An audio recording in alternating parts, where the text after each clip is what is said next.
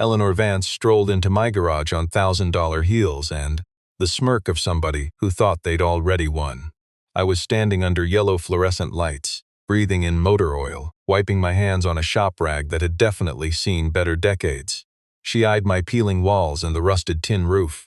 She stared at my busted toolbox latch and just laughed. "How much is this pile of scrap worth, mister?" "Calloway," she asked, acting like my failure was totally obvious. But she had zero clue about the secret I was building behind the steel door at the back. Stick with me, because what I kept locked up behind, that door was about to destroy everything Eleanor thought she owned. My neighborhood, Maplewood, had been vanishing for nearly 2 years, just one single lot at a time, until our community looked less like a home and more like a busted mouth missing most of its teeth. Orange construction fencing swallowed up 3 sides of my block. Past that plastic fence, the old houses and mom-and-pop shops were already gone, bulldozed down to bare dirt and marked with wooden survey stakes.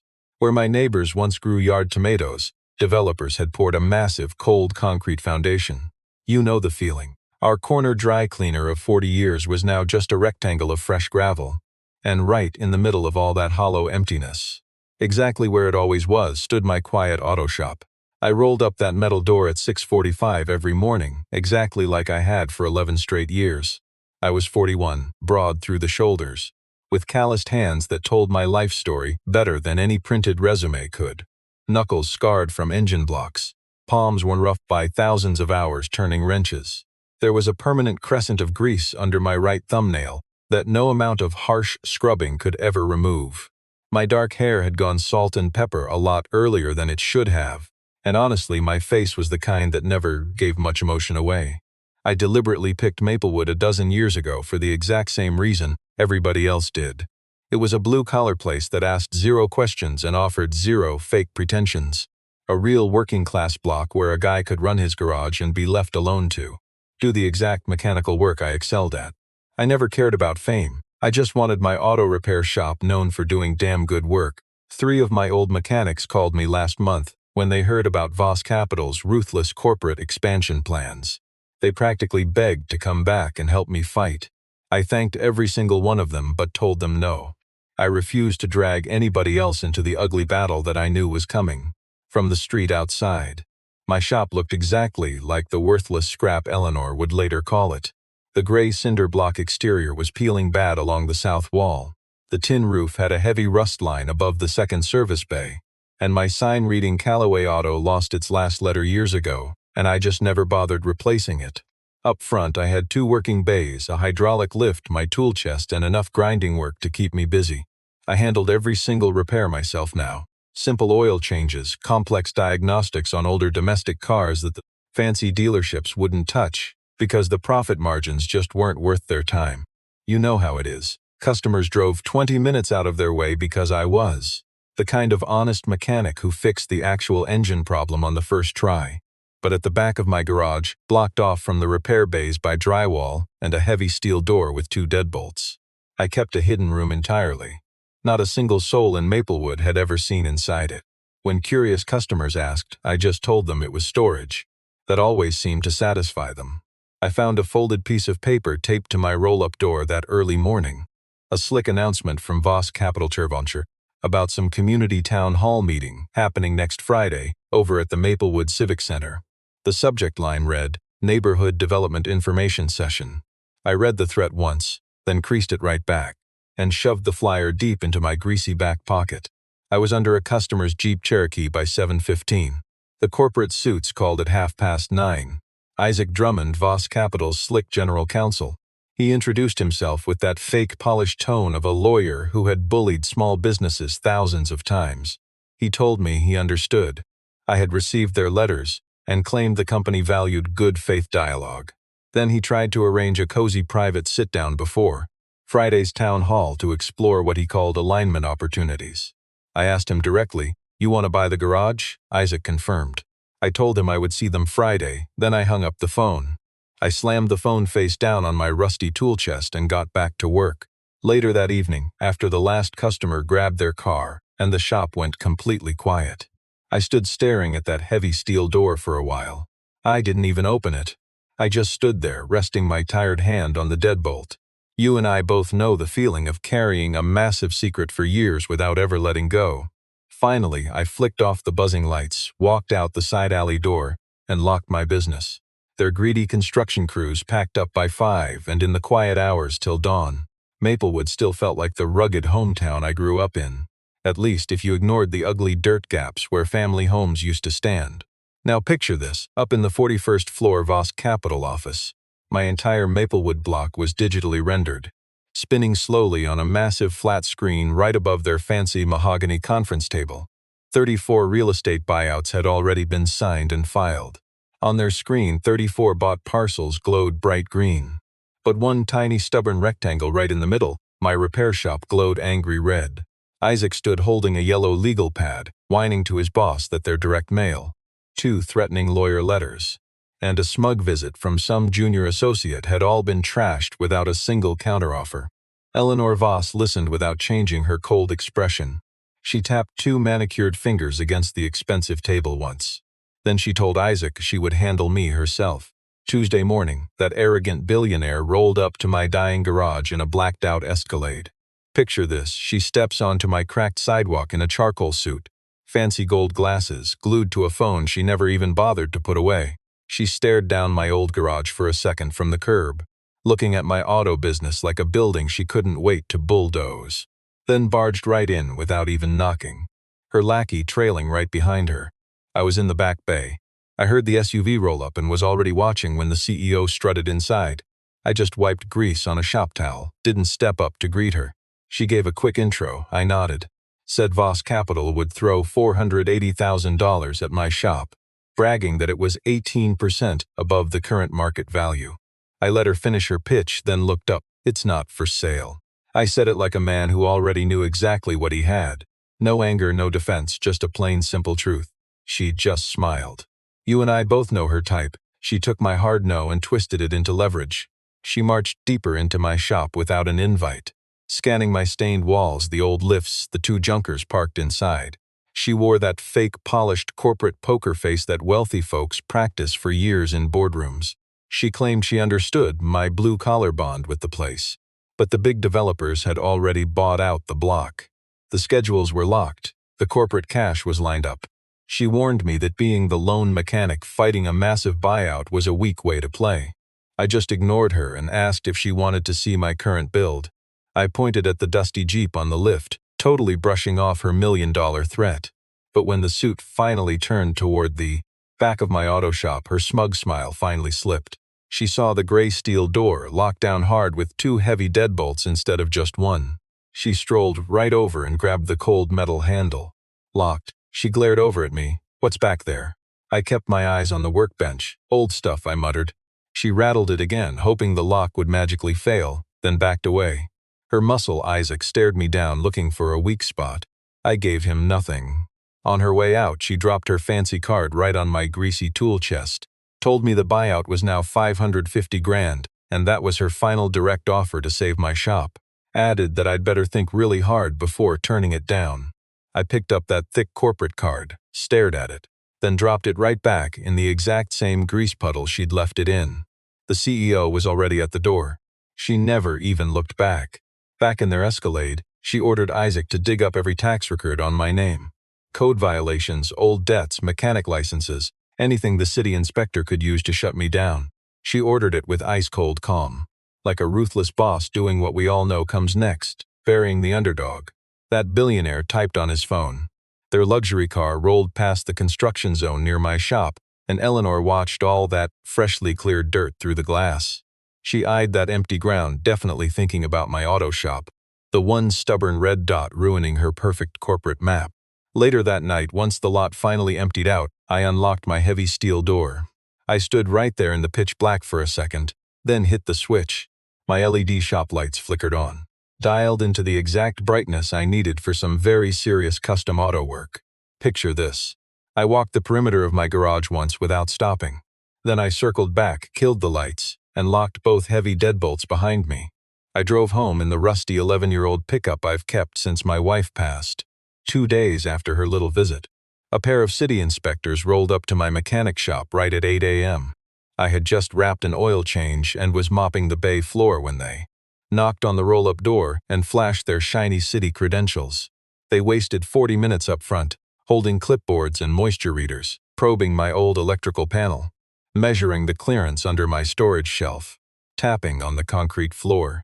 Before leaving, they shoved a printed notice at me, listing 5 sudden code violations: an outdated electrical subpanel and roof insulation failing modern fire codes, a tiny surface crack in the concrete floor exceeding half an inch, poor ventilation coefficient back in the rear section, and some minor drainage slope issue inside Bay 2. I read their little write-up from top to bottom. I signed their receipt copy. I actually thanked them and walked them out. Now get this. The formal threat arrived by certified mail the next day, printed on Voss Capital's law firm letterhead featuring Isaac's arrogant signature. That letter weaponized the inspection findings, stating that under local municipal code, failing to fix all these listed deficiencies within 30 days would trigger a mandatory, permanent closure of my shop. The second-to-last paragraph warned that in the event of closure, the city's crooked Economic Development Review Board could legally use eminent domain to steal commercial properties inside their new designated redevelopment zones. I read that exact paragraph twice. I calmly folded the letter and tossed it in the drawer alongside that inspection notice. Then I made a single phone call that had absolutely nothing to do with city inspectors or lawyers. I punched in a number from memory, and when the guy on the other end finally answered, I skipped the small talk. Jason still hunting the 427. The line went dead silent for a long beat. Not a confused silence, but the sound of a very wealthy man mentally shifting gears. Jason Merritt, sitting comfortably in his plush Pasadena office, finally asked in a dead quiet tone. "You found it," I simply said. "I need you here in Maplewood Friday morning, 10 a.m. I rattled off the garage address and hung up before Jason could even ask another question. Thursday afternoon, a guy named Cameron Holt showed up carrying a notepad and a voice recorder. He was 35, a hungry journalist writing for the local Maplewood Chronicle newspaper. He'd spent 4 months investigating the exact kind of corporate greed you and I both despise. He exposed a massive corporate buyout swallowing up 6 whole neighborhoods. He had already interviewed 12 former Maplewood neighbors and 3 city council reps, plus a couple of Eleanor's past buyout victims from across the city. The reporter laid it all out, asking if I wanted to go on record about the whole Voss Capital situation. I told him I respected his hustle, but I was keeping my mouth shut about Voss Capital for now. Cameron pushed back, asking if my silence was permanent or just temporary. "Come by Friday morning at 10 if you want a real story. That is when I'll have one." I rolled the reporter's business card between my calloused fingers after he left. I tossed it onto my battered tool chest, far away from where that smug billionaire CEO's card had been sitting. I felt that difference deep down. Thursday evening, Grace Whitfield stopped by my shop. 67 years old, she had run the neighborhood laundromat 3 doors down for her entire adult life. She was the only other blue-collar owner on the block who actually put up a real fight. She stood in my bay doors bundled in her coat, refusing to come inside, and confessed she signed the buyout. Her voice didn't even shake. She told me the suits paid a fair price. She was packing up for her daughter's place down in Raleigh, admitting it was finally time to move on. I told her she made the right call. I meant it. She gave me that lingering look you give a ghost, whispered a quiet goodnight, and slowly faded down the dark sidewalk. I stood there watching her, until she turned the corner. I stayed alone in my auto garage until almost midnight. I slid the heavy steel bay door open, leaving it cracked. To anyone outside, all they could see was my shop light, a gritty, warm amber rectangle glowing against the pitch-black back wall, with my tired shadow pacing across the oily concrete floor twice. Then I killed the power, and the old block went totally quiet. Across town, Isaac called Eleanor at 11:15, confirming my shop's shutdown clock was ticking. 30 days, Eleanor asked if I had caved. Reached out to the city attorneys yet. Her suit Isaac told her no. He will come around before Friday, she declared, sounding completely certain. She thought her years of corporate bullying taught her exactly when a working man's resistance breaks. That pathetic moment where desperate folks stop fighting and just beg for a payout. She arrogantly believed I had already crossed her invisible line. She was calculating with totally incomplete information. She didn't know it yet. Our community hall seated about 120 folks. By 7 o'clock that Friday evening, my neighbors had packed every single chair. The room was completely mixed. Old friends who got scared signed and sold out. a few stubborn blue-collar shop owners left on the surrounding streets, 3 slick city council members, 2 nervous aides, and several hungry reporters.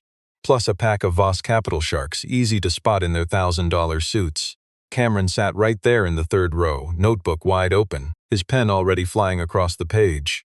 Up front, a massive glaring projection screen showed off a spinning graphic, a fancy 3-dimensional render of her proposed mega-development, Tower Glass.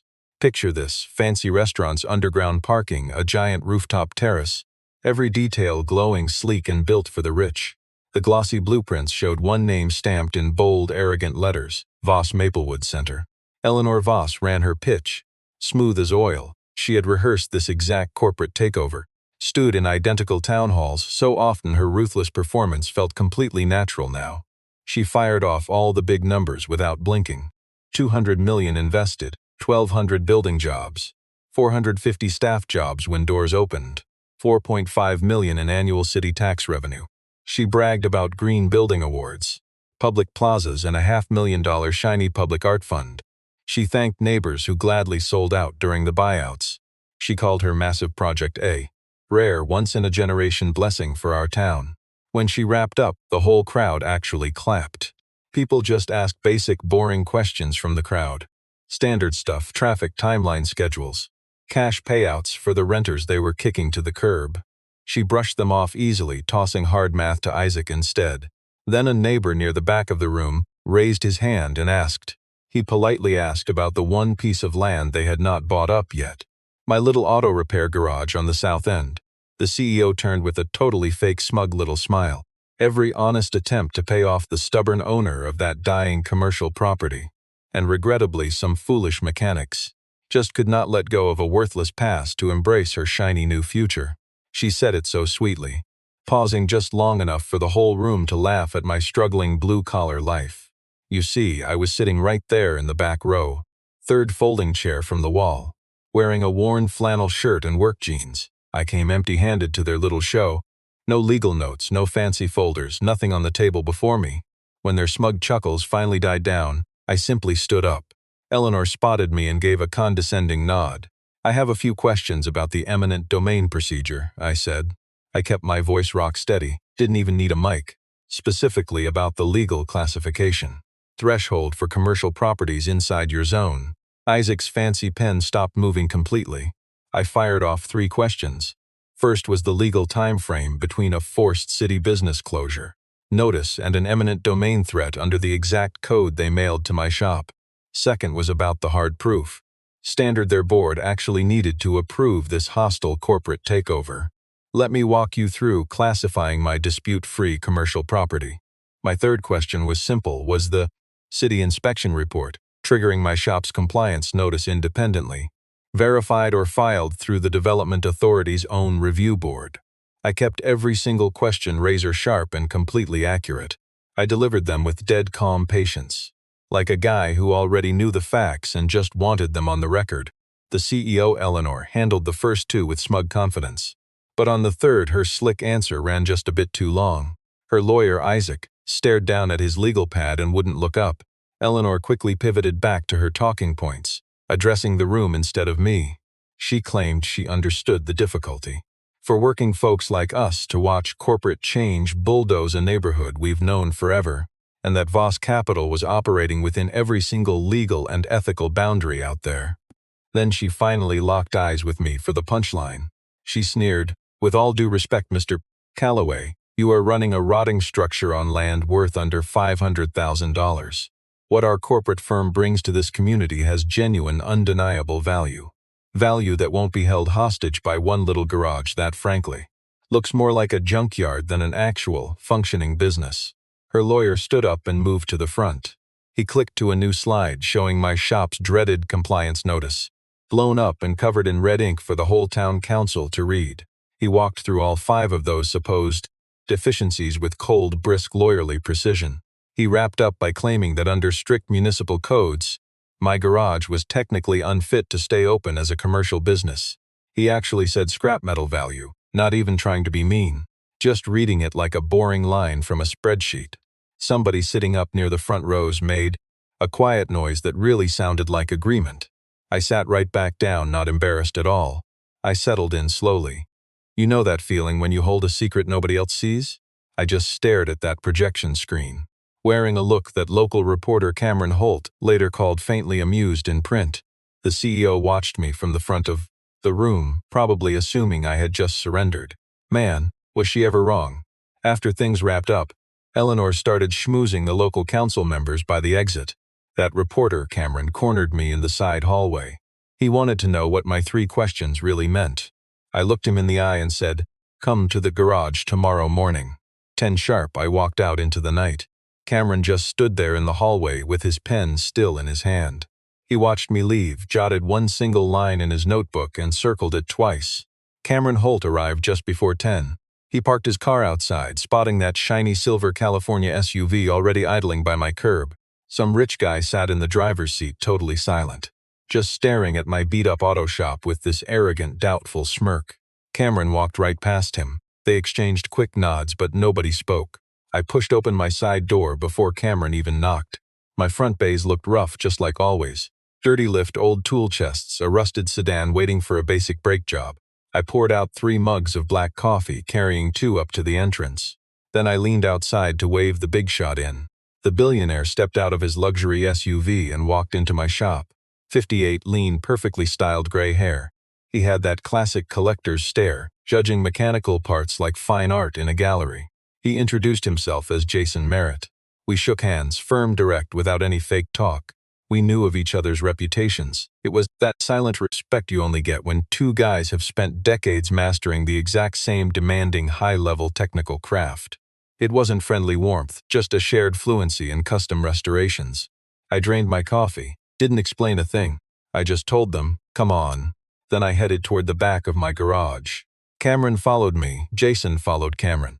They walked past my greasy tool chests and hydraulic lift, reaching the end of the second bay, stopping dead at my heavy steel door. I pulled an old brass key from my dirty jeans, slid it into the top deadbolt, then turned the bottom lock with a heavy click.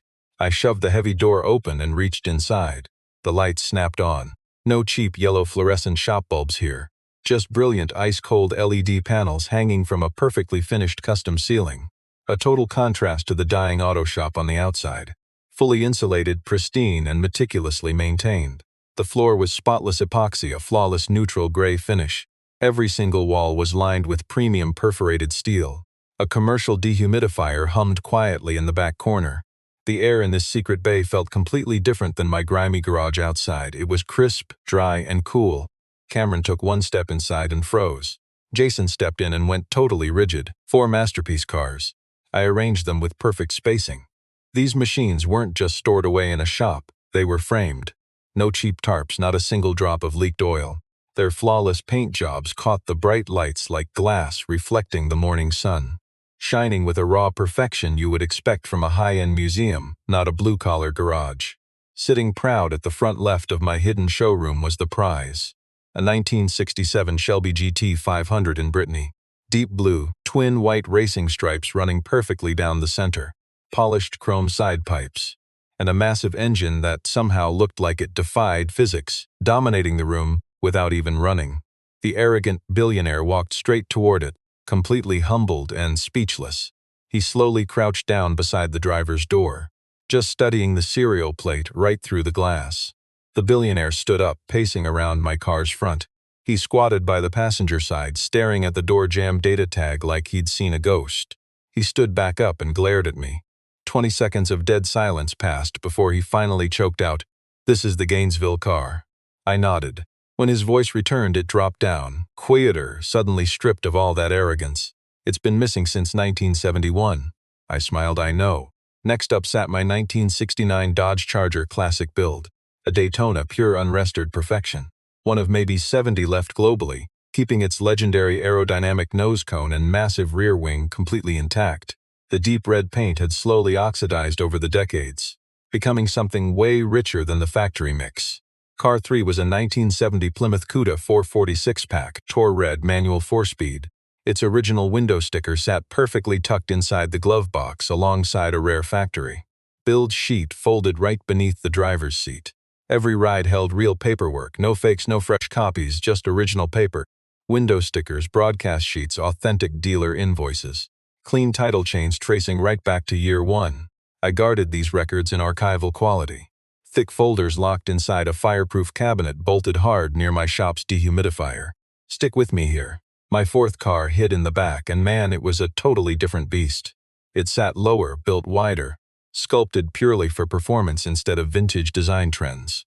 I crafted its body panels from top-tier materials completely unavailable to the general public the year it was born. You wouldn't find any exterior badging or corporate manufacturer logos. Zero flashy trim. If it didn't serve a structural purpose, it wasn't there. The raw proportions looked wrong in a way. That custom-built machines always shocked guys used to standard production cars. Too aggressive, way too stripped. Clearly built by a mechanic who only cared about absolute power once that engine finally fired up. Those cooling vents along the rear quarter panels, I sized and placed every single one perfectly. The diffuser tucked under the tail section wasn't just decoration.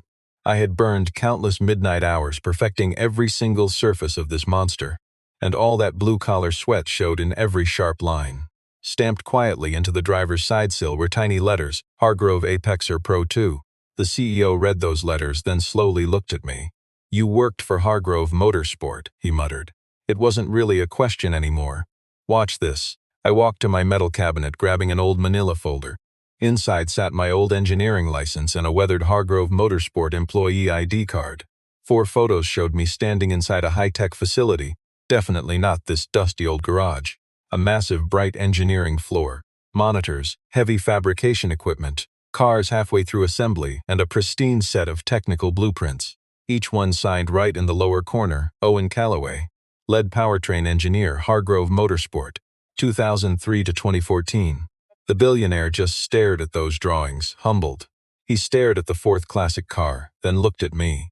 I told my story exactly how I'm telling you, plain, zero extra fluff. For 11 years, I ran the powertrain engineering team over at Hargrove. I was good at the job.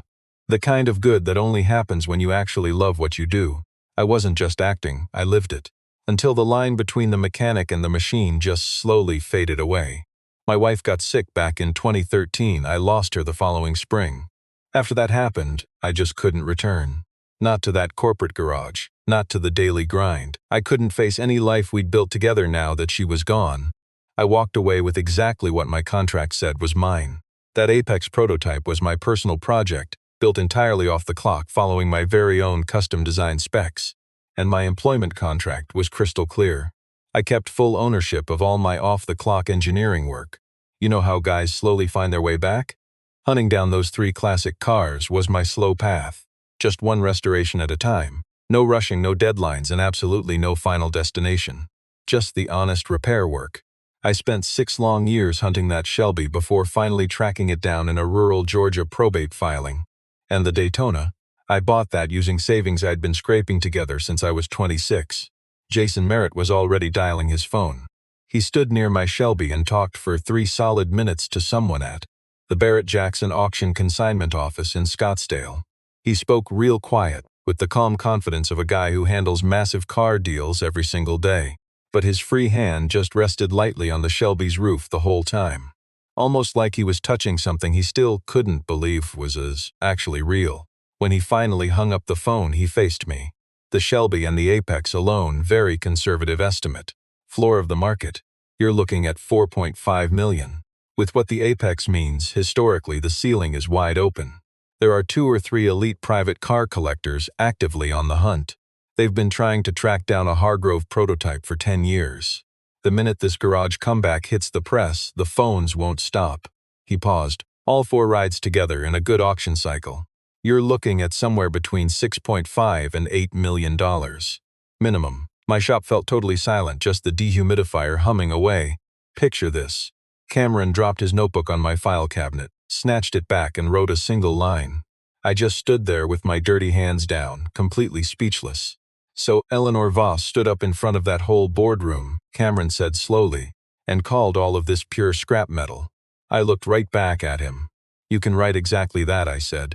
Before those guys left my shop, I walked over to the far wall. I stopped at a framed photo right above eye level. A simple 4x6 plain black frame. My beautiful wife in her mid-30s, sitting on that Shelby's hood, laughing at something just out of frame. In the picture, the car was running, but the restoration was far from finished. Strips of masking paper were still taped along the doors. My wife always looked so peaceful here, I finally told him. I didn't say another word, just killed the shop lights and we headed out. Come Monday morning, Cameron's expose hit the front page of the Maplewood Chronicle. But get this, it blew up online in a way nobody ever saw coming. The headline read, "Inside the garage Eleanor Voss called scrap metal." 2,200 words alongside 3 detailed photos.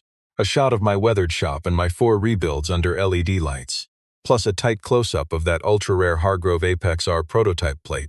Jason Merritt went on record, dropping some insane auction valuation numbers. Eleanor's own smug remarks from our town meeting.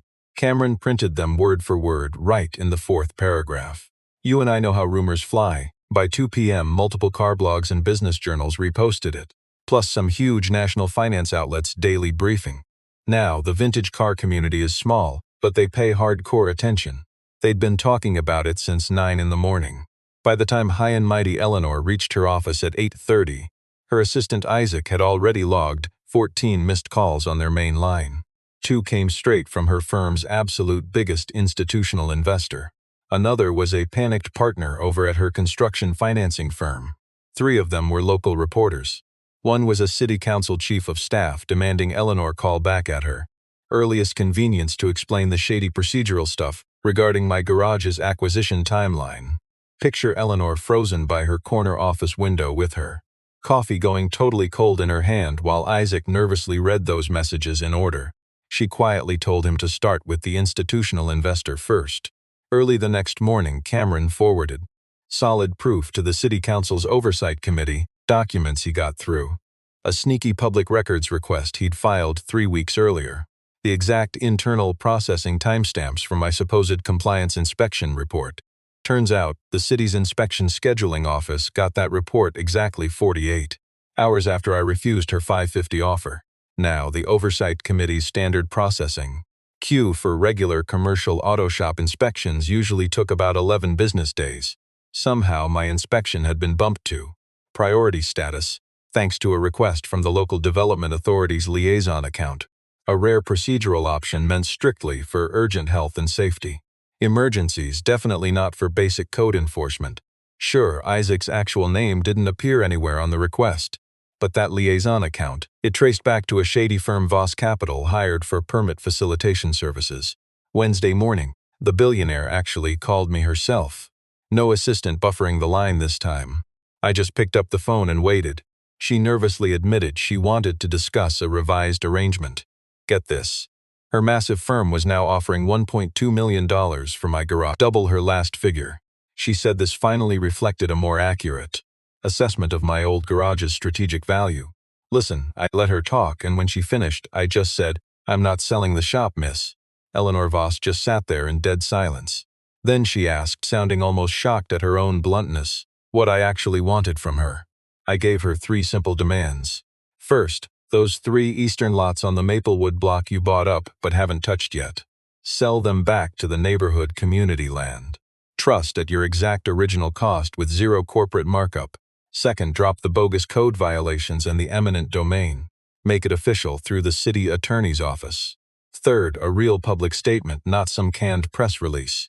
You put your name on it, publicly admitting your massive real estate buyout hurt folks here in Maplewood who deserved a hell of a lot better. I said absolutely nothing else. I just waited. The heavy silence hung there for 15 long seconds. Eleanor muttered her team would review my terms and get back through the proper channels. I told her that worked for me and hung up. She didn't just wave the white flag immediately. It took 3 tense days of backroom scrambling, 2 panic calls between her fancy lawyers and City Hall, plus 1 brutal chat between Eleanor and the head of the Voss Capital Investment Fund. A talk where that big money director made it crystal clear that the fund's strict rules for backing this massive new development project required this whole messy PR problem to vanish before they handed over another dime. Her attack dog Isaac fought all 3 of my demands, but Eleanor shut him down every time. Voss Capital officially yanked that bogus city compliance notice on Thursday, claiming a sudden internal paperwork review had found mysterious errors in their city inspection process. That same afternoon, her suit-and-tie executives signed over those 3 eastern lots back to the Maplewood Land Trust for the exact original price, nearly $940,000 under current market value. Eleanor Voss stood up at a quick press conference outside Civic Hall that Friday, reading from a prepared statement admitting her luxury development project had totally failed to respect the blue-collar history and the real people of Maplewood, and that her company promised to actually listen to our neighborhood moving forward. She took 2 quick questions, then bolted. Let me tell you, her stone-cold face gave absolutely nothing away.